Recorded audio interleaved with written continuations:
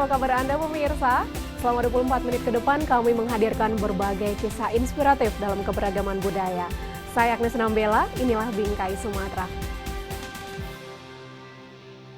Banyak cara untuk menambah pemasukan di tengah pandemi, seperti yang dilakukan oleh guru-guru di Yayasan Pendidikan Al-Hidayah 3, Cahaya Langit, Sunggal Deli Serdang. Mereka diberdayakan dengan membuat sejumlah produk rumahan seperti sabun cair, deterjen cair, dan yang lainnya untuk menambah pendapatan. Berikut liputan selengkapnya untuk Anda. Masa pandemi COVID-19 memberikan dampak yang besar terhadap sektor perekonomian Indonesia. Berbagai usaha makro hingga mikro pun turut merasakan penurunan. Berdasarkan hasil survei Lembaga Ilmu Pengetahuan Indonesia atau LIPI, pandemi COVID-19 menyebabkan 39,4% pengusaha menghentikan kegiatan produksi dan 57,1% usaha tetap berjalan tetapi produksi menurun. Begitu juga pelaku usaha yang bergerak dalam sektor pendidikan. Penundaan sementara kegiatan belajar mengajar di sekolah menyebabkan pelaku usaha di bidang pendidikan turut mengalami penurunan pendapatan, sehingga kesulitan untuk membayar upah para tenaga pendidik dan operasional sekolah.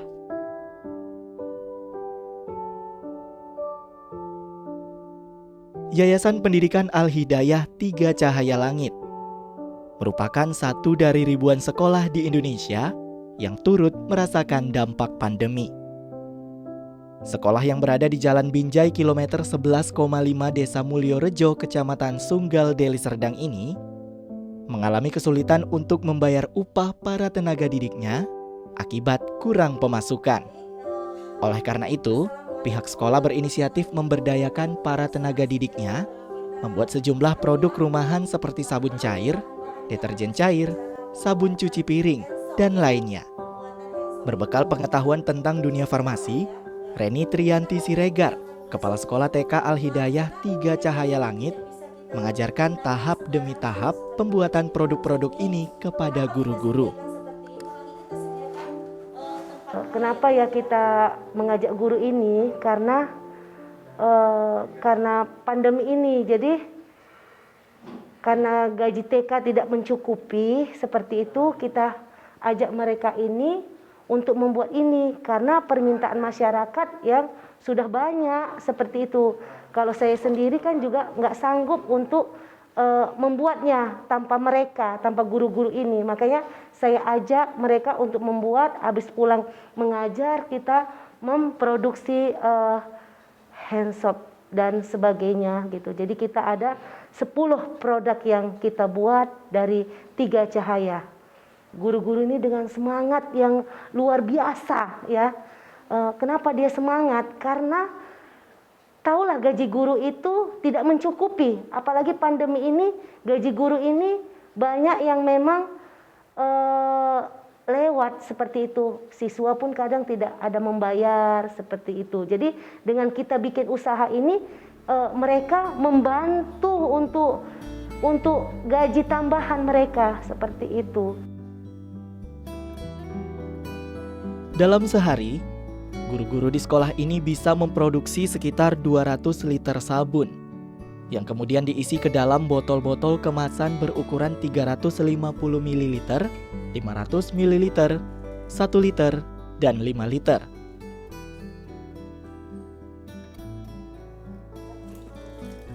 Proses pengerjaan biasanya dilakukan setelah kegiatan belajar mengajar di sekolah selesai. Kini, produk UMKM yang mereka produksi, pemasarannya telah mencapai ke sejumlah daerah di Sumatera Utara, seperti Kota Medan, Binjai, Langkat, Asahan, Tapanuli Selatan, dan lainnya.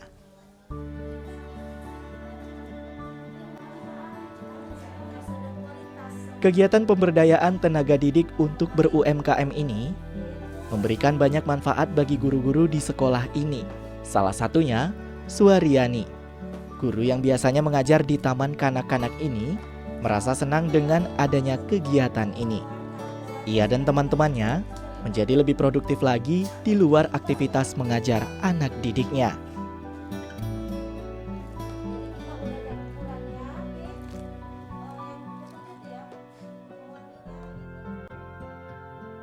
Yang pastinya bagi kami, pasti khususnya guru-guru kami ini harapannya semoga produk ini makin dikenal. Pastinya yang pertama dikenal, kemudian disayang, dan selanjutnya pasti dibeli. Dan kalau sudah dibeli, income yang didapat pasti lebih banyak, dan itu menjadi penambahan khususnya bagi kami yang mungkin seperti saya sudah sebagai seorang ibu rumah tangga, menambah penghasilan mungkin untuk tambahan beli susu anak, dan juga teman-teman saya sebagai anak kuliah mungkin penambahan untuk uang saku ataupun uang kuliah mereka. Yang pastinya kuncinya harapan itu ya intinya harus lebih dikenal lah masyarakat banyak, itu aja mungkin Bang. Semoga dengan adanya kegiatan pemberdayaan tenaga didik lewat kegiatan ini dapat menjadi pendorong dan penopang perekonomian guru-guru di seluruh Indonesia. Agar semangat mereka mencerdaskan anak bangsa tidak terhalang oleh sulitnya perekonomian di tengah pandemi.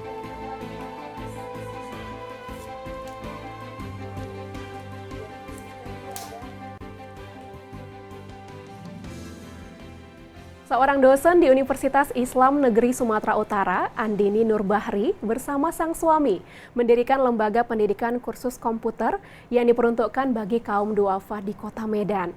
Selama lebih dari 3 tahun, Andini dan suami memberikan pelatihan komputer gratis di beberapa panti asuhan di Kota Medan. Salah satunya di Panti Asuhan Bani Adam, Jalan Pasar 2, Medan Deli.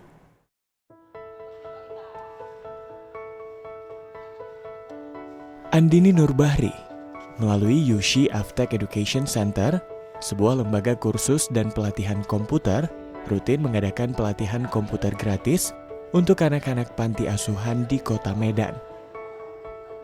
Seperti kali ini, Andini dan tim mengadakan kursus komputer gratis selama 2 minggu penuh di Panti Asuhan Bani Adam, Jalan Pasar 2, Medan.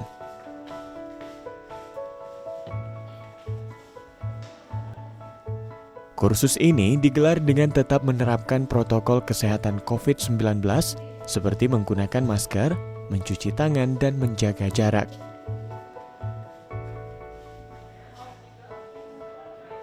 Andini berharap pelatihan ini dapat mempermudah generasi muda panti yang telah lulus SMA dalam menempuh jenjang pendidikan yang lebih tinggi maupun dalam mendapatkan pekerjaan yang layak. Kita tahu banyak donatur yang datang memberikan bantuan itu berbentuk uang, kemudian ada juga sembako dan sebagainya. Tapi untuk masa depan anak-anak ini masih sangat sedikit pihak yang aware gitu, termasuk pemerintah sendiri. Jadi bayangkan anak-anak tamat SMA dilepas begitu tanpa ada skill, ada persiapan apapun. Nah, jadi diharapkan melalui program ini adik-adik yang tamat SMA yang di mana-mana harus keluar dari panti kan mereka setelah tamat SMA, tapi sayangnya tidak ada program khusus begitu untuk mempersiapkan mereka baik dalam melanjutkan kuliah atau mendapatkan pekerjaan yang lebih baik. Untuk Panti Asuhan Bani Adam sendiri tahun kedua ya. 2 tahun lalu kita ke 4 panti asuhan. 4 panti asuhan, salah satu di Bani Adam, di Al-Wasliyah, di Aisyah juga. Nah, sekarang ini kita memang hanya di Panti Asuhan Bani Adam saja berjumlah kurang lebih 25 orang karena kita terbatasan dana juga. Berarti gimana caranya ini buat untuk garisnya total? Berarti di bawah ini ada total nilai. Jika pada umumnya setiap peserta kursus diharuskan datang langsung ke Yushi Aftek Education Center, namun pada program pelatihan gratis untuk anak-anak panti, kursus diadakan langsung di panti asuhan. Andini dan tim turut menyediakan fasilitas seperti laptop, infokus, hingga tenaga pengajar. Adapun materi yang disampaikan meliputi pengoperasian komputer secara menyeluruh, mulai dari Microsoft Word hingga PowerPoint. Tulisannya itu berwarna atau yang ada yang kita tandain. Bona Kurnia Harahap, pengasuh sekaligus pengurus Panti Asuhan Bani Adam, sangat bersyukur dengan adanya kegiatan ini. Ia berharap kegiatan ini dapat terus berlanjut dan semakin banyak masyarakat yang peduli dengan masa depan anak-anak panti. Ya kita harap sih ini terus berlanjut ke depannya kayak gitu. Karena ini langsung berdampak terutama untuk mereka yang ingin kerja seperti itu kan. Karena sertifikat mereka bisa digunakan untuk sebagai sertifikat pendukung mereka masuk untuk di tempat kerja mereka. Dan juga kami harap ada seperti pembelajaran skill-skill yang lain lah. Jadi mudah-mudahan program ini bisa menginspirasi banyak pihak bahwa bantuan itu sebenarnya sangat baik diberikan dalam bentuk skill seperti ini, skill yang bersertifikat gitu, yang bisa berpengaruh untuk mereka mencari kerja. Karena alhamdulillah beberapa testimoni gitu ya dari adik-adik yang sudah melaksanakan ini, mereka berhasil mendapatkan pekerjaan yang layak. 3 tahun berjalan, program kursus komputer gratis dari UC Aftek Education Center berhasil membantu sedikitnya 20 anak panti asuhan Bani Adam dalam mendapatkan pekerjaan yang layak maupun masuk ke perguruan tinggi negeri. Semoga sinergi ini dapat terus berlanjut untuk mencetak generasi muda yang produktif dan berprestasi.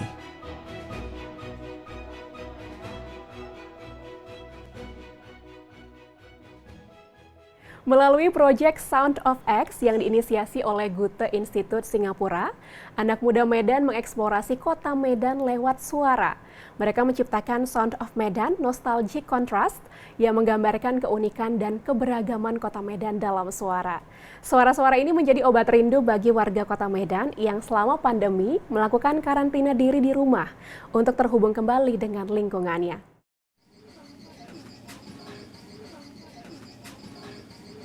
Suara dapat membawa kita untuk mengeksplorasi suatu kota.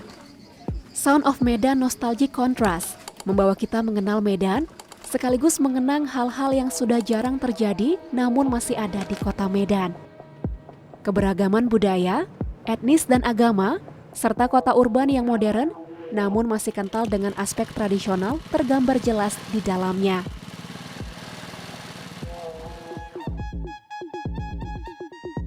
Ada suara hiruk-pikuk kehidupan masyarakat kota, suara bising kereta api, mesin jahit tradisional, denting adukan kopi, dan trompet khas pedagang roti keliling.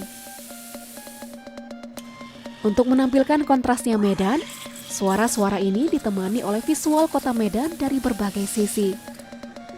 Ada bangunan-bangunan tinggi yang berdiri kokoh dan megah. Namun Medan juga punya lingkungan sederhana dan daerah pinggiran yang masih membutuhkan perhatian.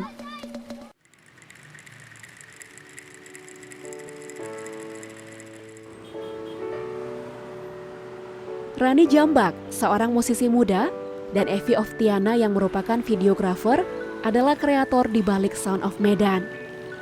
Selama lebih dari sebulan, mereka melakukan proses kreatif dalam melahirkan Sound of Medan untuk kemudian dinikmati oleh masyarakat luas.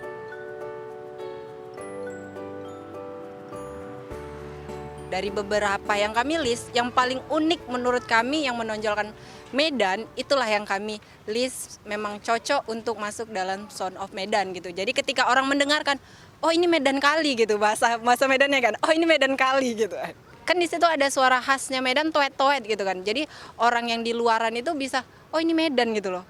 Jadi itu yang kita tonjolkan gitu, nostalgic, mengenang orang yang di luar sana akan suara-suara yang kota Medan, bakalan rindu gitu.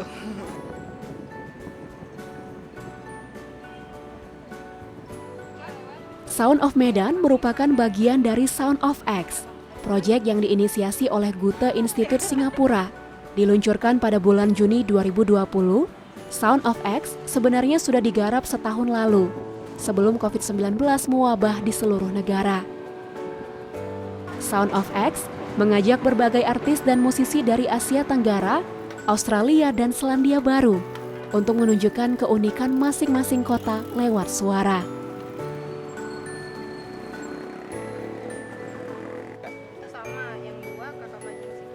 Medan menjadi satu-satunya kota yang mewakili Indonesia untuk berpartisipasi dalam Sound of X. Untuk menciptakan Sound of Medan, Rani dan Evi berkolaborasi dengan Matthias Jokman, seorang pekerja kreatif asal Jerman. So I hope that people who experience Sound of Medan one thing maybe for the people outside of Medan, they will see that it's a very rich place of big contrasts, and especially the diversity in culture is a huge wealth, which is very, very interesting to experience. And then I would be happy if people see that this big contrast is something beautiful, because we are not equal. So being not equal makes life interesting, I think, like to experience the other, experience the things that we don't know, experience the things that maybe appear challenging to us. This is what in my opinion, I think is interesting, to experience something new and to see like beyond your own horizon.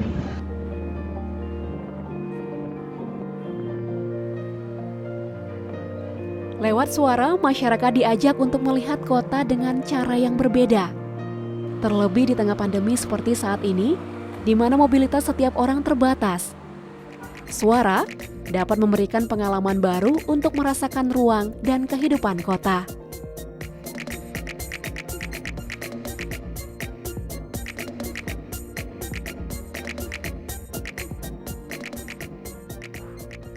Setiap orang tua tentu menginginkan anaknya bersekolah di tempat yang terbaik ya pemirsa. Namun semakin baik fasilitas pendidikan yang diberi, maka semakin tinggi pula tarif yang ditawarkan. Namun di Deli Serdang, Sumatera Utara, sebuah sekolah gratis hadir dengan fasilitas prima. Dengan mengedepankan pendidikan moral, sekolah ini mendapat biaya operasional dari para donatur. Kita lihat profil Sekolah Putra Bangsa Berbudi.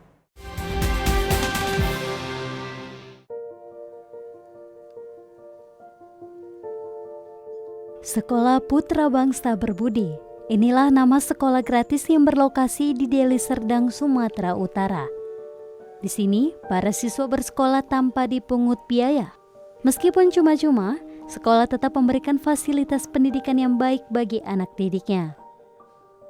Misalnya saja, areal hijau sengaja dibuat membentang di setiap sudut sekolah, sebab pelestarian lingkungan adalah karakter yang harus dijaga.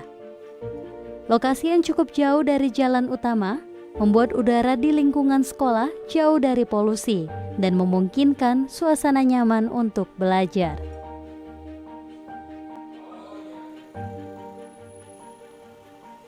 Tidak hanya itu, Sekolah Putra Bangsa Berbudi juga menyediakan titik pengumpulan sampah daur ulang. Tempat ini didapat dari kerjasama sekolah dan Yayasan Sosial Internasional Yayasan Buddha Seci.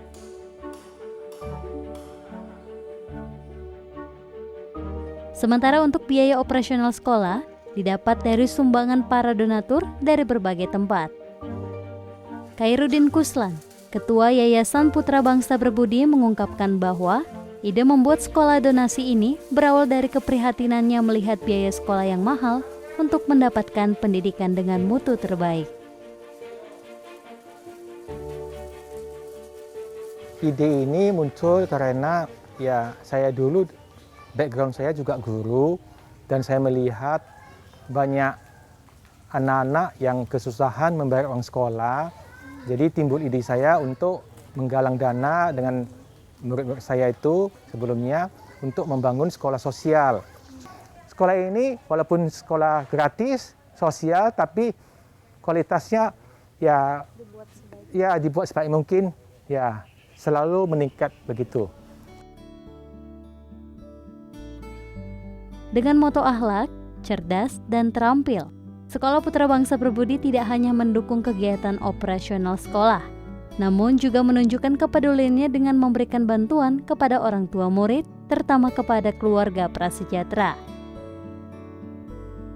Uniknya, sembako sengaja dibeli dari UMKM, yakni warung-warung warga di sekitar sekolah. Tujuannya agar masyarakat juga ikut terbantu.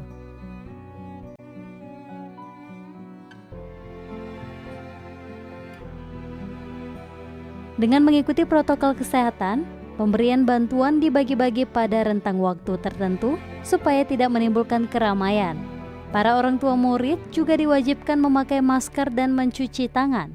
Ada 707 paket sembako yang telah disiapkan. Paket ini sudah dibagikan sejak April lalu. Bantuan ini terdiri dari beras, mie instan, minyak, dan kebutuhan sehari-hari lainnya.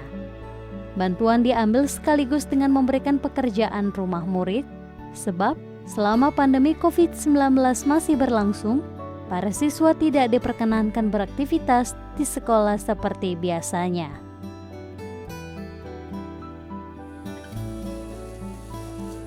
Kita tahu bahwa saat ini pandemi sudah lama dan terjadi resesi ekonomi. Ya, sebisa mungkin kita memberikan bantuan kepada orang tua di sini. Ya, kita belinya di warung-warung atau kedai kecil yang di sekitar lingkungan sekolah sampai sekitarnya lah.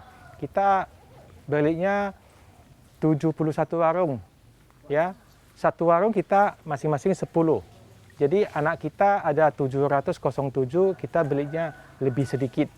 Jadi yang kita kunjungi belinya itu 71 warung, tujuannya supaya yang warung-warung kecil itu juga ikut menambah pendapatan mereka. Jadi tidak hanya untuk anak-anak kita, tapi juga bisa membantu warung-warung kecil gitu.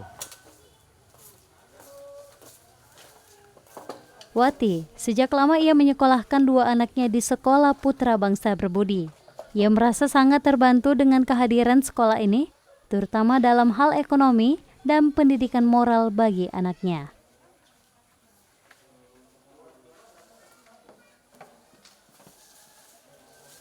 Perubahan ya, dulunya memang waktu di luar masih, kalau kita bilang masih liar gitu, Bu.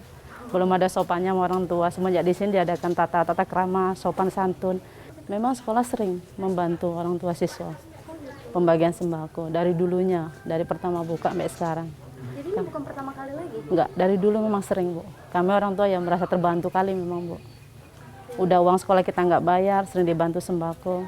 Makanya terima kasih kali ada sekolah ini, Bu. Kalau kita di sekolah sini kan itu tanggapannya positif karena di sini membantu anak-anak yang tidak mampu. Di sini juga banyak sekali sering dikasih donasi-donasi bagi anak-anak seperti sepatu sekolah, tempat bekal, tas, dan lain-lain sebagainya.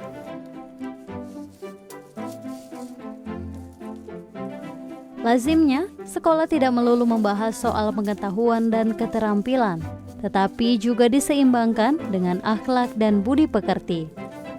Agar generasi penerus tidak hanya cerdas dalam berilmu, melainkan juga bijaksana, berhikmat, dan berbudi luhur.